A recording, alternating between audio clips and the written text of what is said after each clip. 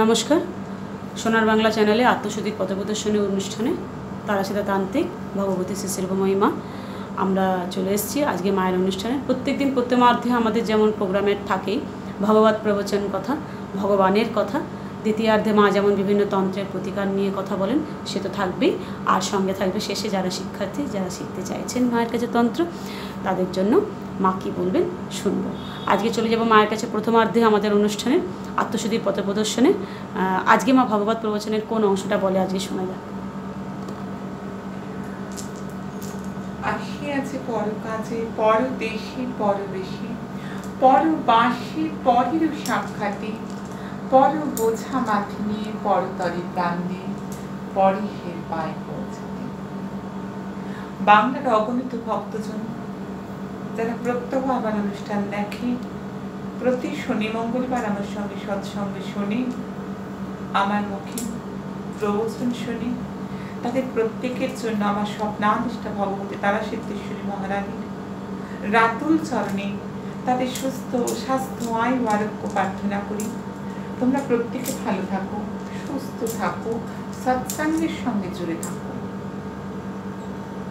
জীবাত্মার মূল কার্যই হচ্ছে পরমাত্মার সঙ্গে সামিল হওয়া, পরমাত্মার সঙ্গে একাত্ম হওয়া। আর সেই একাত্ম হতে গেলে যেটা সর্বপ্রথম প্রয়োজন সেটা সৎসঙ্গ, সেটা ভগবতী জগদম্বার কথা, শিব পুরাণের কথা। ভগবানের কথায় চিত্ত শুদ্ধি হয়, ভগবানের কথায় পাপ চলে যায়, ভগবানের কথায় মন শান্ত হয়।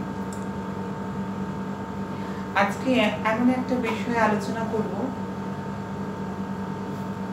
যেটা যারা পুজো পদ্ধতি করে, যারা পুজো পাঠ করে, পুজো পদ্ধতি অনুসরণ করে, যারা তন্ত্র সাধনা করে বা যারা গৃহে পুজো আশ্রা নিয়ে থাকে, তাদের প্রত্যেকের জন্য অভূতপূর্ব ফল দেবে। আজকে বলবো যাবক নৈবেদ্য নিয়ে। যাবক নৈবেদ্য কথাটা শোনার সঙ্গে সঙ্গে অনেকে ভাবছো এই অপরিচিত কথাটা তো আমরা জানি না, আমরা তো শুনিনি এই সম্পর্কে। যাবক নৈবেদ্য পুজোর প্রত্যেকটা জিনিস এত খুঁটিনাটি করে আমি শেখাই, এত খুঁটিনাটি করে আমি জানাই, যাতে সঠিকভাবে যদি পুজো না করা যায়, সঠিক পদ্ধতিতে যদি না করা যায়, তাহলে মানুষের এত শ্রম এত কষ্ট সমস্ত কিন্তু বৃথা হয়ে যায়। সেই জন্য আমি প্রত্যেককে বলবো যাবক নৈবেদ্য কোন পুজোয় লাগে, কোন পুজোয় খুব ম্যান্ডেটরি যাবক নৈবেদ্য, কোন পুজো অসম্পূর্ণ থাকে যাবক নৈবেদ্য ছাড়া। যাবক নৈবেদ্য হলো শিব পূজায় লাগে। তোমরা শিবরাত্রি করো, শিব চতুর্দশী করো, চৈত্র মাস করো, শ্রাবণ মাসে সোমবার করো, ভগবান শিবকে কাটা ফল দিতে নেই। এটা কিন্তু খুব ভালো করে শুনে রাখো। আজকে সৎসঙ্গ প্রবচন থেকে অনেক কিছু জানতে পারবে। ভগবান শিবকে সর্বদা গোটা ফল দিতে হয়, অখণ্ড ফল নৈবেদ্য। আর শিব পূজা যাবক নৈবেদ্য ছাড়া সম্পূর্ণ অসম্পূর্ণ, পুরোটাই অসম্পূর্ণ থেকে যায়, সম্পূর্ণতা পায় না। তোমাদের যে দুর্গা পুজো চলছে, শারদীয় নবরাত্রি চলছে, সেই শারদীয় নবরাত্রিও যখন শিব পূজা করতে হবে, শিব পূজার পার্টি আসবে, যাবক নৈবেদ্য ম্যান্ডেটরি। জগদ্ধাত্রী পুজো হবে যখন, সেটা তন্ত্র মতে হোক, সেটা বৈদিক মতে হোক, জগদ্ধাত্রী মূলত তন্ত্রাচারেই পুজো হয়। সেখানে যখন নীলকণ্ঠ ভৈরবের পুজো হবে, সেখানে যাবক নৈবেদ্য মাস্ট। অন্নপূর্ণা পুজো হয় গৃহে, যাবক নৈবেদ্য মাস্ট। বাড়িতে কালী পূজা হয়, দীপান্বিতা যে কালী পুজো মন্দিরে হয়, যারা শুনছো প্রচুর মানুষ শুনে আমার অনুষ্ঠান, যাবক নৈবেদ্য কালী পূজা হচ্ছে, মহাকাল ভৈরবের পুজো হবে মাস্ট। মহাপূজার ক্ষেত্রে শিবের পুজোতেও লাগবে, শ্রাবণ মাসে শিবের পুজোতেও লাগবে, প্রতি সোমবার করা গেলে শিবের পুজোতে লাগবে, চৈত্র মাসে শিবের পুজোতে লাগবে, শিবরাত্রি পুজো করতে গেলে যাবক নৈবেদ্য ছাড়া পুজো হয় না। এখন আসবো যাবক নৈবেদ্যটা কি। যাবক নৈবেদ্যটা হলো পাকা বেলের শ্বাস, বেলটা ফাটিয়ে তার শ্বাসটা নিয়ে তাকে বীজ মুক্ত করে তার সঙ্গে গোবিন্দভোগ চাল ধুয়ে মেখে নিয়ে তার সঙ্গে চিনি কিংবা গুড় দিয়ে সেটা মেখে ভগবানকে নিবেদন করে। এতস্মৈ বং নৈবেদ্যায় নমঃ, এতে গন্ধস্য বং নৈবেদ্যায় নমঃ, এতে গন্ধস্য যাবক নৈবেদ্যায় নমঃ, এতে গন্ধস্য যাবক নৈবেদ্যায় নমঃ, এতৎ অধিপতয়ে দেবায় শ্রী বিষ্ণবে নমঃ, এতৎ যাবক নৈবেদ্যং সম্প্রদানায় ভগবত শিবায়। একটু দেখিয়ে দিই কিভাবে করবে। কিছু কিছু মুদ্রা যেমন বলি আমরা ডান হাতেও করি, আবার বাঁ হাতেও করি, কিছু কিছু মুদ্রায় আমরা উভয় হাতে করি। অবগুণ্ঠন মুদ্রা আগে করে নিতে হবে। অবগুণ্ঠন মুদ্রা প্রদর্শনের পর তোমরা গ্রাস মুদ্রা করি। প্রাণস্যাঃ, অপনস্যাঃ, ব্যানস্যাঃ, উদনস্যাঃ, সমনস্যাঃ। এইভাবে যাবক নৈবেদ্য নিবেদন করতে হবে। আমি তোমাদের জানালাম যাবক নৈবেদ্যের কথা। আর যাদের গৃহে খুব সমস্যা চলছে, আমার অনুষ্ঠান মানে কাগজ পেন নিয়ে বাংলার মানুষ বসে রয়েছে। আমি যেখানে লাইভ প্রবচন করতে যাই সেখানেও দেখি মানুষ কাগজ পেন নিয়ে বসে থাকে।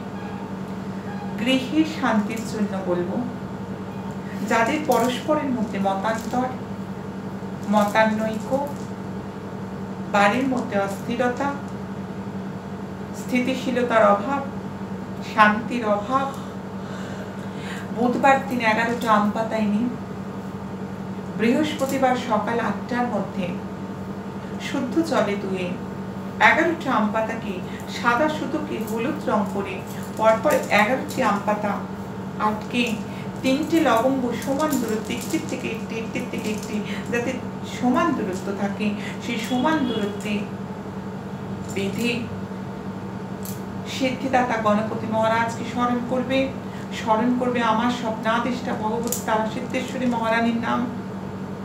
বাড়ির সদর দরজায় টানিয়ে দাও, অত্যাশ্চর্য ফল পাবে। 11 দিন অন্তর 11 দিন বাদে যে বুধবার পাবে সেখানে চেঞ্জ করো। যদি পূর্ণিমা অমাবস্যায় করতে পারো তাহলে 15 দিন অন্তর চেঞ্জ করো। গৃহে সুখ, শান্তি, সমৃদ্ধি তোমাদের আসবে, তোমাদের ঘরে আসবে। আজকে বলে দিলাম যাদের গৃহে খুব অশান্তি, গৃহ ক্লেশ নিবারণের জন্য। আর যারা ভাবছ যে মা আমরা তন্ত্র সাধনা শিখতে চাই, তন্ত্র সাধনার অনেক ব্যাপার, যেমন প্রত্যেকটা জিনিস আমি শেখাই। কিছু কিছু ক্ষেত্রে যেমন আমাকে বিদ্বেষণও শেখাতে হয়। বিদ্বেষণ শব্দটা শুনে অনেকে চমকে যায়, কিন্তু বিশেষ বিশেষ ক্ষেত্রে প্রয়োজন আছে। আমার ছাত্রছাত্রীদের শিখে, আমার শিষ্যরা শিখে। এক একটা সময় দেখা যায় যে একটা অপ্রাপ্ত বয়স্ক মেয়ে একটা বিবাহিত গৃহ শিক্ষকের সঙ্গে দুটি সন্তান আছে, তার সঙ্গে প্রণয় বা প্রেমে লিপ্তা হয়ে গিয়েছে, আবদ্ধা হয়ে গিয়েছে। ঠিক সেখান থেকে তাকে রেস্কিউ করার জন্য স্বামী স্ত্রীর মাঝে যখন তৃতীয় ব্যক্তি আসে, আমি তন্ত্র শেখাই এভাবে, তন্ত্রটা শেখাই এভাবে। বিচ্ছেদ মানে সেখানে যে কতটা গঠনশীলতা, কতটা সৃজনশীলতা রয়েছে সেটা বুঝতে হবে। যে সেখানে থার্ড পার্টিকে সরিয়ে দিয়ে তাদের দাম্পত্য জীবনে পুনরায় একটা সুখ শান্তি স্থাপন করা যেতে পারে। আমার ছাত্রদেরকে আমি সেইভাবে শেখাই। শুধু কাগজ পড়ে, কাগজে লিখিয়ে নয়। বারবার বলি, কলেজ স্ট্রিটের কয়েকটা বই পড়ে তন্ত্র সাধনা হয় না। অগণিত মানুষ বাংলার দেখছে যারা আমার কাছে তন্ত্র শেখে। আমি শিক্ষার্থীদের উদ্দেশ্যে বলছি, আমার অনুষ্ঠান আধ্যাত্মিক প্রবচন, তান্ত্রিক সাধনার কথা এবং তন্ত্র শিক্ষার কথা জুড়ে থাকে। সেই জন্য তন্ত্র শিক্ষার্থীদের উদ্দেশ্যে বলবো যে বিদ্বেষণ ক্রিয়া বহু বহু প্রকার হয়ে থাকে। রক্তচামুণ্ডার উপর হতে পারে, কাল রুদ্র ভৈরবের উপর হতে পারে, জ্বালামুখীর উপর হতে পারে, এই যে প্রত্যেকটা বিষয়, প্রত্যেকটা পুজো পাঠ শিখতে হয়, প্রত্যেকটা ক্রিয়া শিখতে হয়। শ্মশানে বসে চিতা করতে বসে আমি শেখাই, 3.5 হাত গর্ত যেখানে, সেখানে বসে আমি শেখাই। ঘরে বসে তন্ত্র শেখানো যায় না। তন্ত্র শেখাতে গেলে ঘরে বসে শেখানো যায় না, আমাকে নিজেকে যেতে হয় সেই চিতার উপর বসি। আমি চিতার উপর বসতে গেলে কোথায় বসি না, যেখানে 3.5 হাত গর্ত, সেখানে বসে আমি কিন্তু বসার মধ্যে আসন আছে জানো, কোন আসনে কোন মুদ্রায় যে বসতে হয় সেগুলো কিন্তু প্র্যাকটিক্যাল শেখাবো। সবটা মিডিয়াতে বলা যায় না। তন্ত্র অতি গোপন, তন্ত্র গোপন থেকে গোপনীয়ত, গোপনতর, গুরু পরম্পরা থেকে প্রাপ্ত। আমাদের শিষ্য মন্ডলী যখন আসে গুরুকুল ঘরানায় শেখানো হয়, বিভিন্ন জায়গায় শেখানো হয়, বিভিন্ন জায়গায় বর্ধমানে যাই শেখাই, মেমারিতে যাই শেখাই, চন্দননগরে যাই শেখাই। বহু মানুষ আসে, বহু জায়গায়, বহু তীর্থে, শ্মশানে গিয়ে বসতে হয়। সেখানে কালরুদ্র ভৈরবের পুজো, রক্ত চামুন্ডার পুজো তন্ত্রমতে। তন্ত্রমতে পুজোটা কিছুটা স্বতন্ত্র, কিছুটা ভিন্ন ধর্মী। কারণ আমি আমার ছাত্রদের, শিষ্যদের যখন শেখাই, মূলত হোমেই চলে যাই না আগে। হোম অনেক পরের কথা, অনেক পরে। আগে পুজো, যদি প্রাণ প্রতিষ্ঠা বিধি জানতে হয়, যদি সেখানকার ক্রিয়াবিধি জানতে হয়, যন্ত্রের ওপর যন্ত্র অঙ্কন করতে হয়, কোন যন্ত্র, সেখানে কিছুটা শ্মশান ভৈরবের কাজ আছে, কিছুটা সেখানে বিদ্বেষণ করতে গেলে ডাকিনী বিদ্যা, যোগিনী বিদ্যা, হাকিনী লাকিনী বিদ্যার প্রয়োগ আছে। তন্ত্রমুখের কথা নয়, তন্ত্রমুখের কথা নয়। ওই জন্য আমি আধার বুঝে শেখাই। অনেক ছাত্রছাত্রীদের বলে দিই, না হচ্ছে না। জিতেন্দ্রীয় সাধক চাই, সংযমী সাধক চাই, তবে কিন্তু তন্ত্র হবে। পরিষ্কার পাত্র ছাড়া যেমন দুধ রান্না হয় না, অপরিষ্কার বাসনে দুধ রাখলে কি হয়, দুধটা কেটে যায়। ঠিক আধারটা খুব নির্মল হতে হয়। এক্ষেত্রে যেমন শিষ্যর ব্যাপার আছে, এক্ষেত্রে গুরুরও ব্যাপার আছে। তন্ত্র শিক্ষা নিয়ে আলোচনা, যেহেতু মূলত আমাদের অনুষ্ঠানে আধ্যাত্মিক প্রবচনের পর শিক্ষা থাকে, সেটাই ব্যাপারটা বলবো। গুরুকেও দেখে নিতে হয়, যে সঠিক গুরু চাই তন্ত্র শিখতে গেলে। এটা ভীষণ ম্যান্ডেটরি। বিদ্বেষণ ক্রিয়া শেখানোর মতো গুরু চাই, সেই মার্গের সাধক সাধিকা চাই, তবে কিন্তু সেই প্র্যাকটিক্যালি তন্ত্রটা শেখানো যায়। এখানে ছাগ রক্তে কিছু ক্রিয়া রয়েছে, সেখানে ছাগের কাঁচা মাংস দিয়ে তর্পণের ব্যাপার আছে। বিদ্বেষণ করতে গেলে কত নতুন বিষয় আজকে তোমাদের জানা হয়ে যাচ্ছে। বিদ্বেষণ করতে গেলে শুধু রক্ত চন্দনে তর্পণ নয়, এখানে ছাগ রক্তে কাঁচা মাংস দিয়ে তর্পণ আছে। এগুলো প্র্যাকটিক্যালি শিখতে হয়।